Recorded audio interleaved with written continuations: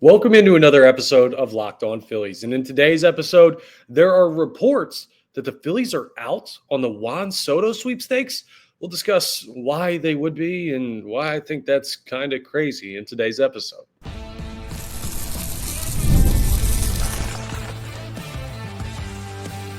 You are Locked On Phillies, your daily Philadelphia Phillies podcast. Part of the Locked On Podcast Network, your team every day.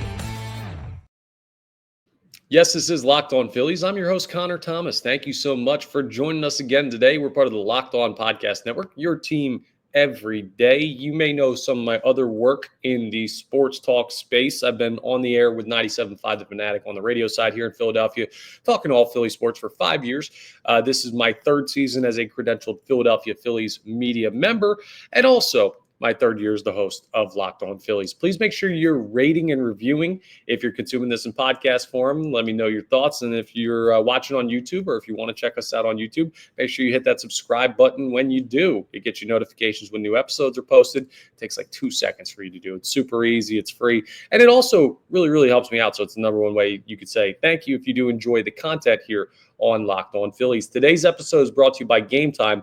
Download the Game Time app, create an account, and make sure you use code LOCKEDONMLB because you'll get $20 off your first purchase with Game Time. So go ahead and check out our friends over there. Now, we got some interesting news to discuss on today's episode. We're going to start with a look at a report from Bob Nightengale, who is in belief that the Phillies are out on the Juan Soto Sweepstakes. So we'll break that down. We're also going to evaluate Edmundo Sosa's 2024 as we start to move to some of the depth pieces on the roster from this past year. And we got some talk about some crazy trade scenarios that I have to bring up. So we'll round out with that. But let's start with the big news, which is that according to Bob Nightengale, the Phils are out on Soto, or at least they seem to be out on Soto. There's nothing that's been expressly said, but their actions would seem to indicate that. So here's what happened, right? So Bob Nightengale, who of course covers Major League Baseball for USA Today, is reporting that there has been zero interaction between Juan Soto and his representation and the Philadelphia Phillies. Right. And the teams that have offered are the Yankees, Dodgers, Mets, Red Sox, and Blue Jays. The Phillies not in that list. So here's a quote from Bob Nightengale.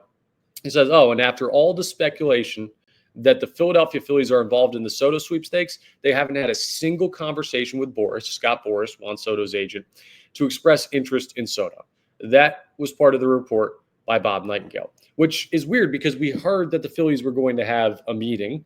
And that was reported. And now we're hearing that they're not interested and haven't contacted representation or anything like that. That's strange to me, right? And I'm not saying Bob Nightengale's wrong. He very well could be absolutely correct in reporting this, even though we know that Nightengale has missed stuff in the past. But this is not the I don't trust Bob Nightengale segment. No, what this is it sounds like the Philadelphia Phillies are out on Juan Soto.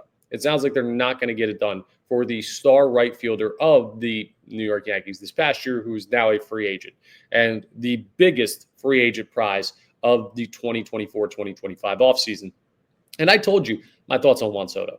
This is a can't-miss free agent. Now, I'm not saying if the Phillies don't sign him, Dave Dombrowski, what are you doing? John Middleton, what are you doing? No, it was going to be tough for the Philadelphia Phillies to acquire Juan Soto, and I mentioned that every time we brought up his name. Like, it's not easy. The Yankees want him back.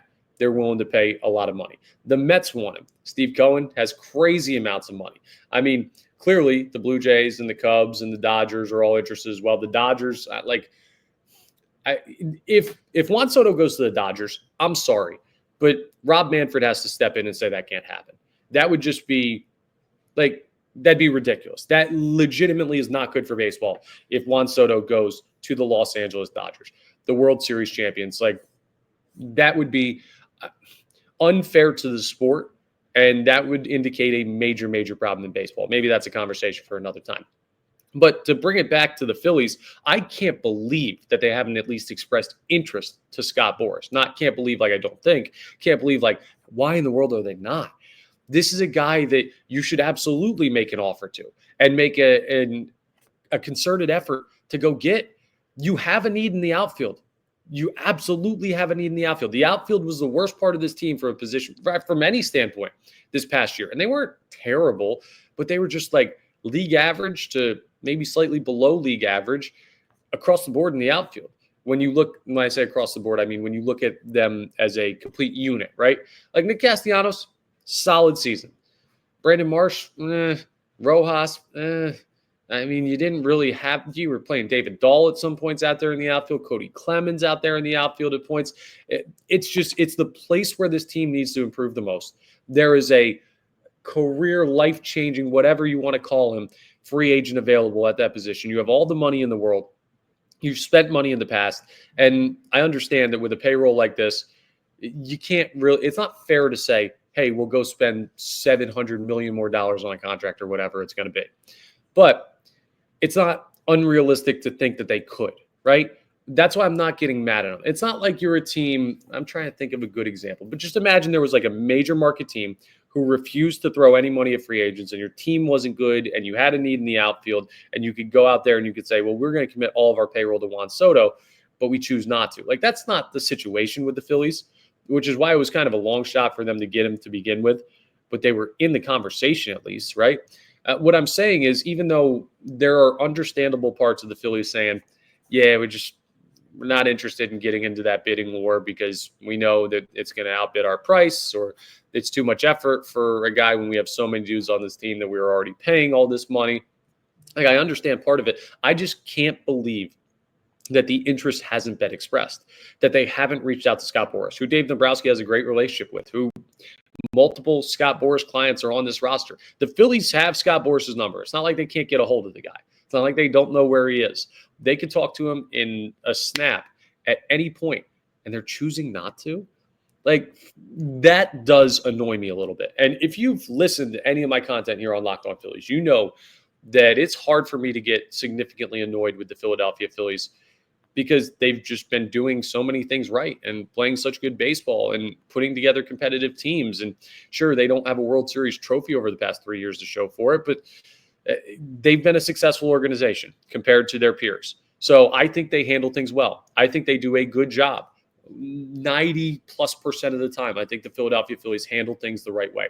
And this is one of those 10% of the other, where if they have not expressed interest in Juan Soto, I do not get that at all. I don't care if you express interest and the guy says, nah, I don't want to go there. I don't care if you express interest and he says, nah, the offer that you guys sound like you're going to be able to make is not enough for me. Like, I don't care if you don't win the Juan Soto sweepstakes, but to not enter, that's crazy. I don't expect when I go out to like a gas station or a convenience store and I see that the Powerball is at like $500 million. I don't expect to win. But I'm still probably going to buy a ticket because, hey, what's the harm, right? And this is even simpler than that. It costs you nothing to take the meeting with Juan Soto. Absolutely nothing. It's not like recruiting visits in college sports where you can only have so many recruiting visits for certain players and you don't want to waste it on a guy that's not going to come to your school. That's not how this works. You can talk to Juan Soto, but it sounds like the Philadelphia Phillies just do not want to for whatever reason. And maybe some point further down the line, as this Juan Soto situation unfolds and that free agent frenzy continues, we'll get more information as to why the Philadelphia Phillies don't seem to have expressed interest. But if Bob Nightengale is indeed correct, and his report is true that the Phillies haven't even reached out to Scott Boras and have expressed zero interest in Juan Soto, that to me is giving up too soon, right?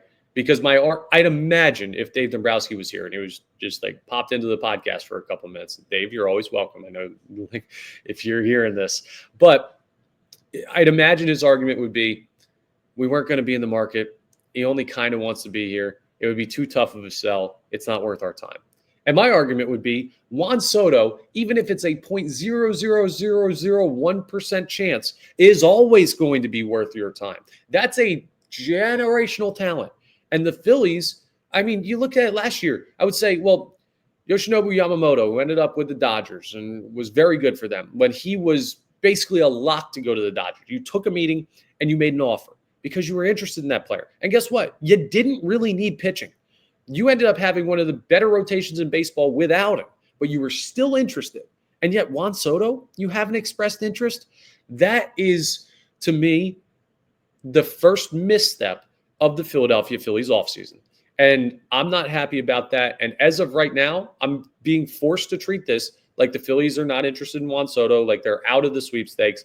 It hasn't expressly been said, well, Phils have no chance. They're done. They've backed out. Like that hasn't been the exact way that it's been framed. So until that, I'm going to keep the door like slightly cracked open. But like it was already a long shot. And now no interest is being reported. I don't like the way that puts the Phillies front office in my mind. Like, I don't like the fact that they seem to just be punting on the chance to, I don't know, throw a Hail Mary. You never know. If it's the end of a football game, I'll use another analogy besides the lottery one. If it's the end of the football game and you're down 6 and you need a touchdown or whatever, and you might be on your own 45-yard line, you're not just going to kneel it and say, oh, well, we lose. Throw the Hail Mary. And if you get it wrong, whatever, you still lose anyway. But not taking the chance, that to me is not what I expected from the Philadelphia Phillies, and it's not something I'm happy about. So let me know what you think about the Philadelphia Phillies sounding like they're out on Juan Soto before they even really expressed interest in Juan Soto, and how that makes you feel as a Phillies fan. Does it make sense to you? Maybe, but does it bother you? I think it probably should. At least it bothers me, and there's very little with this team that bothers me. Coming up next, we're going to evaluate Edmundo Sosa's 2024 season. Juan Soto, he is not, but he was an important depth piece for the Philadelphia Phillies this year. We'll talk about the year that he had, and honestly, give him some credit that I think is long overdue. We'll discuss that as we continue today's episode of Locked On Phillies. But first, let's talk about Ibarra, because, I mean, I know how you feel, right? You love the holidays, but you hate the grocery shopping for everything. We got Thanksgiving coming up this week, going out and buying the turkey and all the sides. Maybe it's later and it's Christmas and you're getting everything you need to do. Well, Ibarra is making your Thanksgiving and your holidays easier with cash back on everything you need to make your perfect holiday meal. So you can get the turkey and your favorite sides for free. How does that sound? Doesn't it sound awesome? Well, this month, Ibarra is giving new users 100% cash back on your Thanksgiving feast. Just add the offers in the app to redeem for everything you need to make your Thanksgiving feast complete. All you got to do is shop at your favorite retailers and upload your receipt. Ibarra gives you cash back on hundreds of grocery items, from produce to personal care to pantry goods, so you can get everything you need for the holidays. Other apps, well, they give you points that don't amount to much, but with Ibarra, you get real cash back that you can cash out to your bank account, PayPal, or gift cards. You can also earn cash back on hundreds of online brands and retailers too when you start with Ibarra, including Lowe's, Macy's, Sephora, Best Buy, and more. So download the Ibarra app now and use code LOCKEDONMLB, and you'll get 100% cash back on your Thanksgiving feast starting, well, November 1st. So it's already been going on. Just go to the App Store or Google Play Store and download the free Ibarra app and use code LOCKEDONMLB. That's Ibarra, IBOTTA, in the Google Play or App Store, and make sure that you use code LOCKEDONMLB.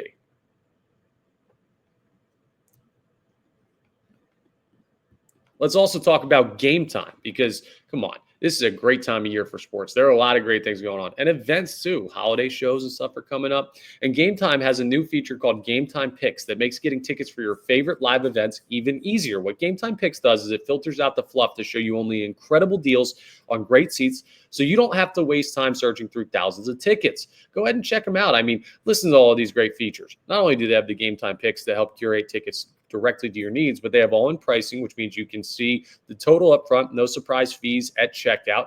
You can get the view from your seat, a panoramic view from your seat before you buy. They've got the Game Time guarantee, which means 110% of the difference will be credited to you if you find seats in the same row or section for less. And your purchase is covered with the most flexible customer service policy in the ticketing industry. So what are you waiting for? Take the guesswork out of buying tickets with Game Time. You can do football, basketball, hockey, college football, college basketball. You can do comedy, concerts, theater. There's no limit to the amount of things that you can find tickets to on Game Time. So download the Game Time app, create an account, and use code LOCKEDONMLB for $20 off your first purchase. Terms apply. Again, create an account and redeem code LOCKEDONMLB for $20 off. Download Game Time today. What time is it? You know, it's game time. All right, let's talk about Edmundo Sosa's 2024 season. Now, before we start to go through the numbers, I'm just going to say this up front right from the get-go. Edmundo Sosa may be the most underrated member of this Philadelphia Phillies roster. That's saying a lot because you have guys like Christopher Sanchez, who had breakout years, Matt Strahm, who is probably undervalued for how good of a reliever he was, Ryan Kerkering. There are plenty of guys that you look at and say, well, they have star players and they kind of overshadow them. But Edmundo Sosa might be number one. And here's why. Here's what he did in 249 at-bats this year. He had a 2.3 WAR. He had a 257 batting average, 7 home runs, and the guy was gigantic in one of the biggest spots of the year. When Trey Turner went down for about a month, Edmundo Sosa stepped in, and the Phillies did not miss a beat. Now, this was back when the Phillies were still playing like the greatest team we've ever seen in Philadelphia, and then we know that they had a slide, but that slide happened with Trey Turner back. And I'm not putting that on Trey Turner. I'm just saying, like, Edmundo Sosa this past year, stepping in for Trey Turner to do what he did productivity-wise in that time was incredible for a guy that you acquired from the St. Louis Cardinals for really nothing. I mean, he was a guy that we knew one thing when he came here. He was going to be a solid defender, right? Plus defender, didn't know what you'd get out of him really offensively. Well, look at some of these numbers since he came here. In 2022, his time with the Phillies, now small sample size, hit 315 down the stretch for the Phillies in 2022 and was big as a depth piece in that postseason run, backing up guys like Gene Segura and Bryson Stott. In 2023, he batted 251. Now, that was in when you look at plate appearances and at bats, 300 plate appearances, 279 at bats, 249 this year. So a little bit smaller of a sample size, but he batted 257. That is the ideal thing that you're looking for a bench piece. Now, I know you might say the ideal thing is for a guy to bat 310. That doesn't happen. You're not pulling somebody off the bench that's batting 300 over the course of like 200 plus at bats, more than 250 in 2023 and right below 250 in 2024. You have to make concessions somewhere where you have guys on the bench that are not starting caliber players for your team. But I'll tell you this, Edmundo Sosa is a starting caliber infielder for a lot of teams in baseball, maybe half the teams in baseball. He could play just about every day for a lot of teams. Part of that is his ability to play different positions. He can play third, he can play short, he can play second. We know this about Eddie, but he just does everything so well. I mean, the one thing I would like to see Edmundo Sosa do a little bit better of a job at is cutting down on the strikeouts. He had 74 in 2023. He had 66 this past year. I'd like to see him lower that significantly because he does have a bit of that strikeout bug to him. But I mean, if you're going to have a guy that's coming off the bench that you believe to be a 250-plus hitter, which he's proven to be, I mean, for his career, his numbers are 253 as a hitter. You're also getting, probably if you give him 200-some at-bats, somewhere between 7 and 10 home runs is what it looks like. 7 this past year, 10 in 2023. I mean, that's something that some teams trot out guys like that play every day at second base or at shortstop.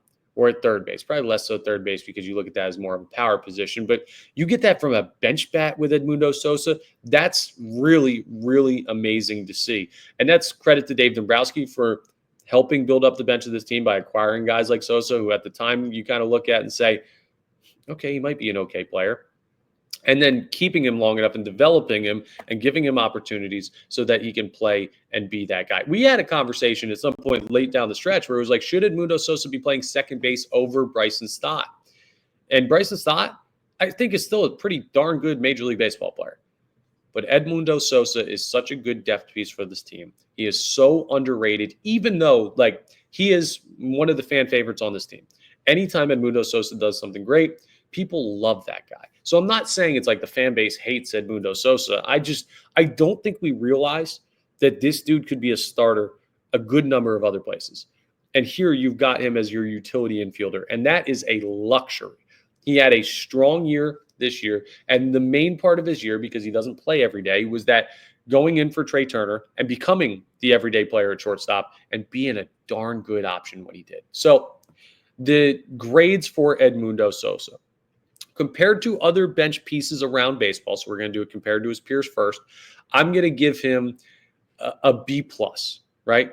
He's not that a guy. I do think there are some guys out there in baseball that's just like, there's no reason this guy should ever be on the bench, but he is because the team is super stacked. And I don't know if I'd go that far with Edmundo Sosa, but I'll give him a B+, and I think that's valid for his 2024 efforts.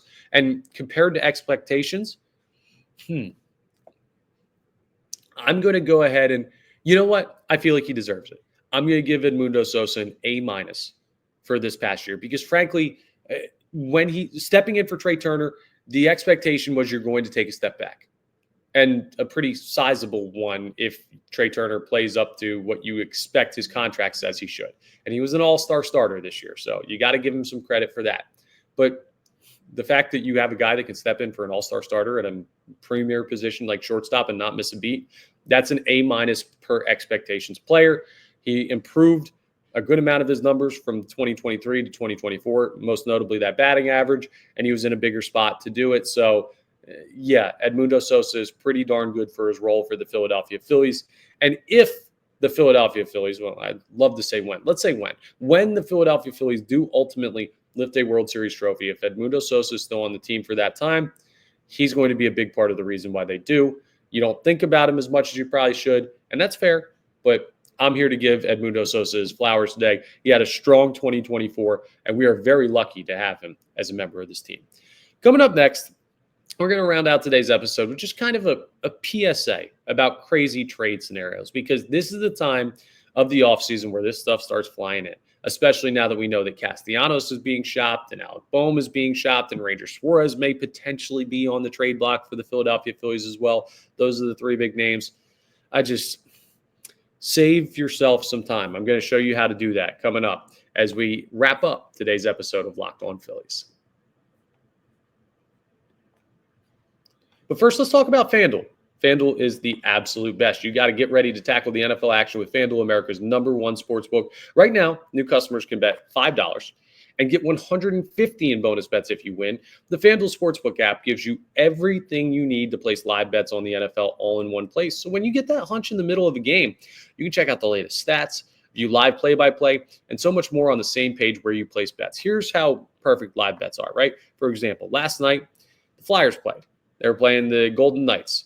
Knights are the better team, but the Flyers got up 3-0 pretty early in that game. Could have live bet the Knights. They ended up winning in overtime, or rather in a shootout. Could have made a lot of money. That's why live bets are key, because you get the flow of the game. You get better odds potentially during it. Just visit FanDuel.com to join today. And also, remember, you'll get started with $150 in bonus bets if you win your first $5 bet. That's FanDuel.com. Never waste a hunch, and make every moment more with FanDuel, an official sportsbook partner of the NFL. All right, so guys, we go through this every year, it feels like. And maybe the people who are putting these together are not listening to Locked On Phillies, and they should be. And if you are some of those people, subscribe and listen to what I'm about to say right now. These trade scenarios have to stop. I'm seeing them all over social media, and X and Instagram, and I'm seeing articles now being written about them, and people putting together trades where it's like moving Ranger Suarez for 2 prospects, or trading Alec Boehm for like a worse third baseman. And like, I saw a trade the other day where you would be trading Alec Boehm to the Detroit Tigers and Matt Vierling would come in return. Like, I need people to start using their brains. The Phillies are not trading an all-star starting third baseman for a guy that they traded away for Gregory Soto. That's not happening. Like, the tough thing too, right, with baseball, it's even harder. I hate the one of the things that I hate the most in sports is that ESPN NBA trade machine. If you're a basketball fan, you've seen it. Basically, it gives you the opportunity. You can go on to ESPN and you can put in players' names. It'll tell you if their salary matches up, and that's all it does. And that's a nightmare because I have an expression. It's like giving a hamster a handgun. You don't know what to do with it, and it's dangerous, right? You have no way of comprehending the different ways to put it together. And I'm not trying to be mean to people who put out these trade scenarios, but you got to have a little bit of a feel. Like, I'm not going to move Alec Boehm for Matt Vierling or a Matt Vierling package from the Detroit Tigers. And it's so tough with baseball even more because like NBA, it's all the players on the NBA roster. Maybe you have some two-way guys. Football, it's all the guys that are playing on the NFL team. Hockey, it's all the guys that are playing in the NHL. Baseball's tough because not only do you have to get right the pro player, but there's levels and levels of prospects that your average person who's putting these trade scenarios together has never even heard of. So you just look at the list of prospects from another team that you've probably never seen play, and you just put it together. Here's the PSA is for people who are making these trade scenarios and saying, you better have something that makes sense from both teams' perspective, and it better not be trading like an all-star caliber player for a role player or a fringe starter, and then some prospects, because the Philadelphia Phillies' reason for trading these guys is not to rebuild, right? The main pieces of trades should not be prospects if you're putting these together. If that's what you're seeing out there, that's probably a big red flag to say, take that with a large, large grain of salt, like a big enough grain of salt that you could sprinkle around the house if your house was haunted. You can't look at it that way because the Phillies are not looking at it that way. They're not trying to rebuild. They're not trying to get like value for these guys in the farm system. They're trying to retool their roster to still compete for a World Series, and getting rid of Ranger Suarez for prospects doesn't get you better. Getting rid of Alec Bohm for prospects doesn't get you better. Getting rid of Nick Castellanos for prospects doesn't get you better. And let's think about it. Do the Phillies have an answer in right field if Nick Castellanos is gone? Not right now. Do the Phillies have an answer at third base if Alec Bohm is gone? Not right now. Aiden Miller is not ready yet. Do the Phillies have an answer in the starting rotation if Ranger Suarez is gone?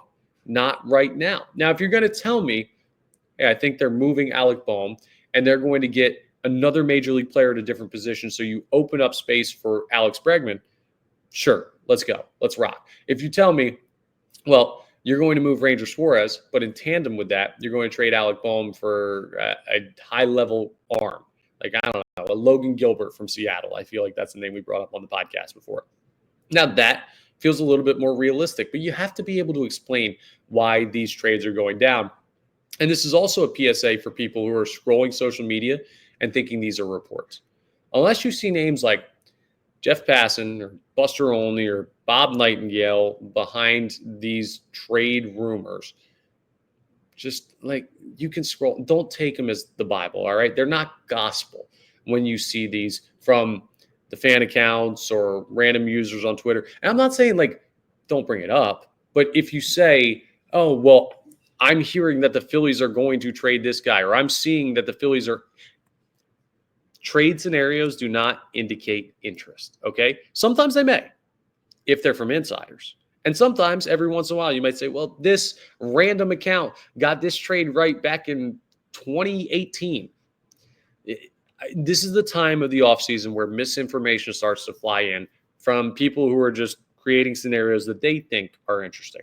There are a handful of guys that are going to make this decision. Dave Dombrowski, Sam Fuld, Preston Mattingly. I imagine Rob Thompson will be in the conversations. I imagine John Middleton will be in the conversations, obviously being the owner. But outside of those guys, there's not really that many more people who know exactly what the Philadelphia Phillies are doing and whose opinion on who they should acquire will really matter. So as we get into the point of the offseason, you know the old expression, idle hands are the devil's playthings.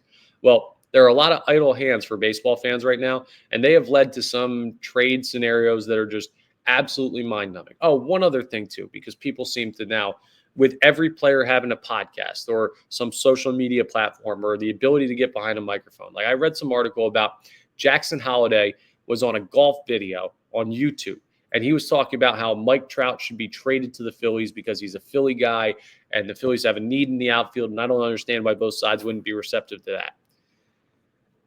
Okay, sure. Would I like Mike Trout to be on this team? Yeah, that'd be cool, depending on the price. And I mean, the Angels would have to eat some of that salary, but we also get just like caught up like, oh, Mike Trout. I hear that name. I know he used to be good. He's been banged up, and I want Mike Trout on this team. That would be cool. I'm not going to say no to that, but like a player saying that he thinks that the Phillies should go after Mike Trout is just that. Like, don't look too deep into rumors this time of the year, or you're going to get got. And trust me, I will tell you what is concrete and what's not as we go deeper into the offseason, because I'm not taking any flyers on, I'm hearing whispers about this.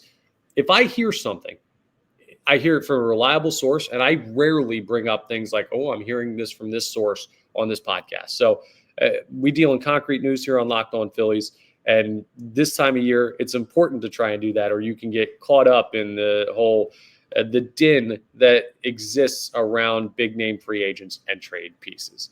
So a little PSA for you as we continue through the offseason. But that's all for today's episode of Locked On Phillies. Thank you so much for joining us and checking us out today. We're part of the Locked On Podcast Network, your team every day. Please make sure you're rating and reviewing if you're consuming this in podcast form and hitting that subscribe button on the YouTube. I appreciate everyone who's done that already and everyone who's going to do that. And I will talk to you tomorrow on the next episode of Locked On Phillies.